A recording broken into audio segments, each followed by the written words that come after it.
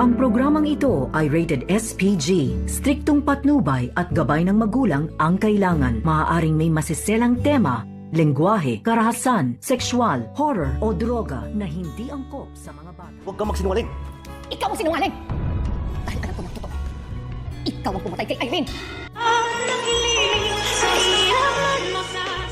Narito na nga ating pakatutukan at aabangan bukas Martes sa Abot Kamay na Pangarap.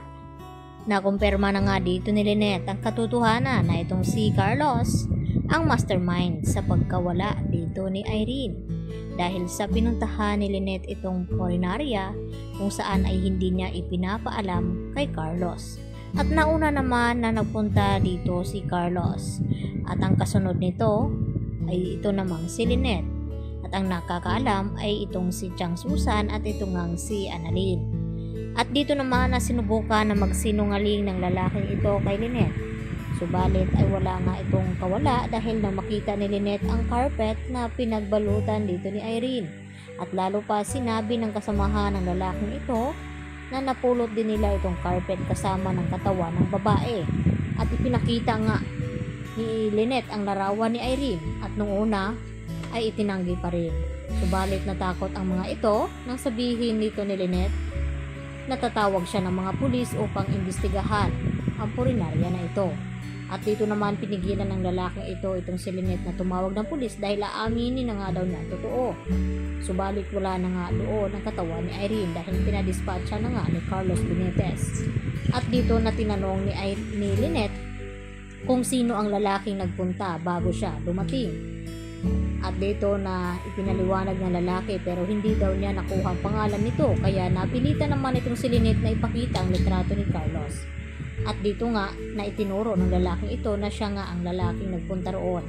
Kaya nakumpirma dito ni Lynette na walang duda si Carlos nga ang pumatay dito kay Irene lalo pat nandoon din itong carpet. Samantala, dahil nagsagawa nga ng investigasyon nitong si Justin, dito rin nila nakumpirma na itong si Irene Castro ay nagpakasal pala sa US at ang kanyang napangasawa itong si Do Carlos. Nagulat naman itong si Annalyn nang ipakita dito ni Justin ang buong record ni Irene Castro na ikinasal pala ito sa US at pinakasalan itong si Lynette dito sa Pilipinas. Kaya nanganganib naman ngayon itong si Lynette dahil sa kaba at umuwi nga siya doon sa mansyon ni Carlos upang magsibalutan at puntahan nga itong si Annalyn.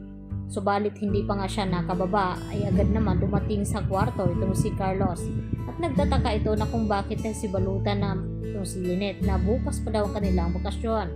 At dito naman sinubukan na magsinungaling itong si Lynette na inihanda lamang daw niya at ilalagay sa kotse itong kanyang bagahe. Nang sa ganun bukas ay aalis na lamang sila.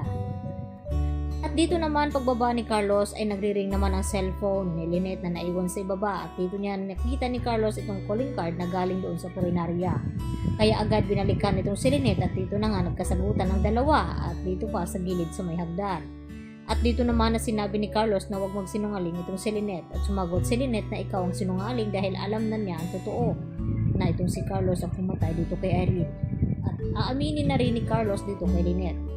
At binantaan niya ito na wala makakaalam sa kanilang sikreto dahil kung magpupumilit itong si Lynette ay baka isusunod daw siya dito ni Irene.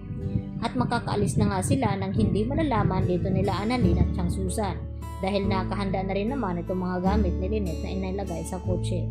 At dito naman madidiscover ni Lynette ang tunay na pagkatao dito ni Carlos lalo pat nanganganib itong si Lynette na baka saktan siya dito ni Carlos dahil hawak ngayon ni Lynette ang buong katotohanan.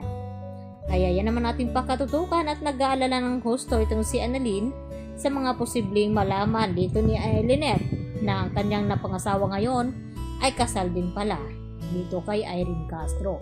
Lalo pat sinabi ni Joyce na kriminal nga itong si Carlos. Yan ang ating pakatutukan bukas. Dito lamang yan sa Abot Kamay na Pangarap.